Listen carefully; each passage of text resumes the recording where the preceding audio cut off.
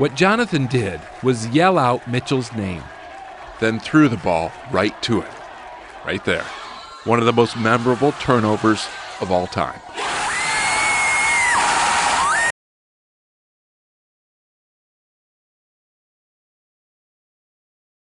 He goes back to defense, crossover, shoots, scores. Oh wait, you really didn't? Oh, okay. Hi, my name is Sharif. As you guys all know, I am a Georgetown student, a junior. And the video that you just saw now was of a autistic student, high school student, that was part of his basketball team in high school, and he was an assistant manager. And the coach, as you saw, put him in the last game, a game of the season. Now, I don't know what you guys thought of that. I felt it was kind of, he did it out of sympathy a little bit. And that kind of, when I first looked at it, I was like, oh snap, that's awesome, man. And then I thought about it. I was like, is it really fair for someone to do something out of sympathy? Just because so that they can feel better, or make the kid happy, or make someone happy, I mean. Or isn't it better to help someone earn the spot in whatever sports team, for example, in order to play? I think it is. I think it's a lot better for the student and for a person in general to feel like that they earned the spot on a sports team because of their hard work, not because someone felt bad for them or whatever. I am not degrading or like saying the coach has a bad heart or anything. It just, I think it could have been done better. So, this is what I'm going to talk about today. Helping people with special needs get into sports programs, and not doing it out of sympathy. Like, for example, I'm going to give you two sports that I like the most, and that's why I'm going to give it to you. It's basketball and football. Now, basketball, as everyone knows, there's wheelchair basketball already. However, there's no program that integrates both normal basketball, NBA and everything, and wheelchair basketball. Why not? Why isn't there, at least on a local level, schools, universities? Why aren't there sports programs? Okay, you might say, how are we going to accommodate for both groups? Easy. Just person that's in a wheelchair, because most likely those that will be in wheelchair are going to be the ones that can't run or do any physical demanding like anyone else. So, for example, in practice, those that are in wheelchair, you can, instead of making them run suicides, in order to pump up their upper body, you can have them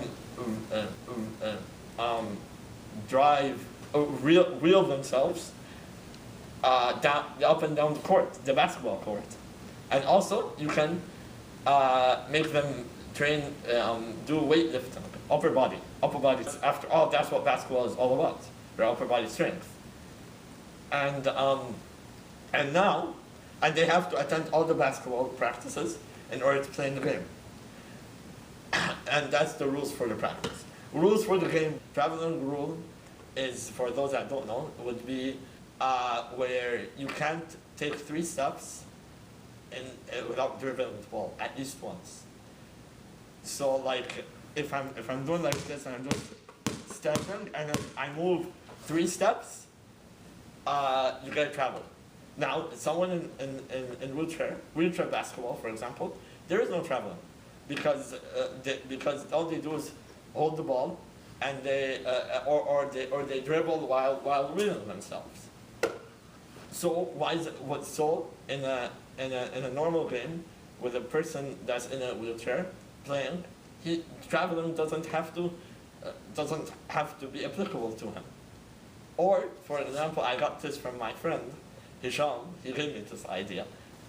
So Hisham, he told me they can give automatic wheelchairs to students in wheelchairs that can their foot pads can, instead of me moving like this, like such, and instead of me just using one hand,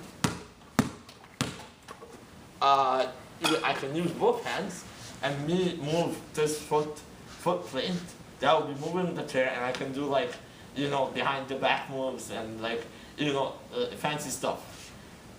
And and that's another way, and a very good way of accommodating for the game. And of course, in the end, all this, the league has, if the player doesn't have a electric wheelchair, or at the very least a manual wheelchair, then the league should provide it. Because after all, I mean, if they don't have the means to play, the equipment to play, then they can't play, no matter how much you accommodate the practice or the rules. If they don't have a wheelchair, then they won't be able to play. So part of that is that the league should provide a wheelchair if needed. Football would be that when you go for practice, they can help you if you have some movement in your leg, like I do. You can strengthen your leg muscles as much as possible, and do football drills. However, if there's no movement in your leg, there could be a rule that will be accommodated for you, which is you can use your hands. And one of my friends was like, okay, how about if when you go for the ball down here, you're gonna get hit in the face? Okay, but well, he's got a point. But you can do like a trip pass or a long pass for the person to go.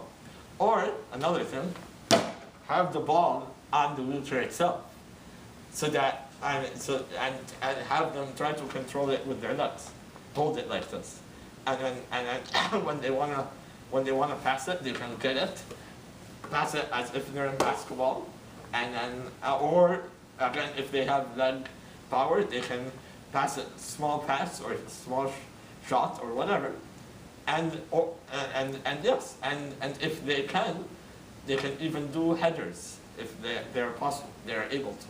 So in the end, we need to do whatever it takes to get away from being sympathizers and start being supporters and innovators. Stop saying, oh, I wish this person can play with us. No, we should help them play with us, not just stand there and just say, oh, I wish this person could play. No, help, innovate, think of ways, creative ways. And maybe, okay, you're wondering why the heck I have this door right here. Well, think of it this way. If we innovate and change creatively the sport programs in universities and schools, that will be like unlocking this door to another Michael Jordan, to another Leo Messi. So why not do that?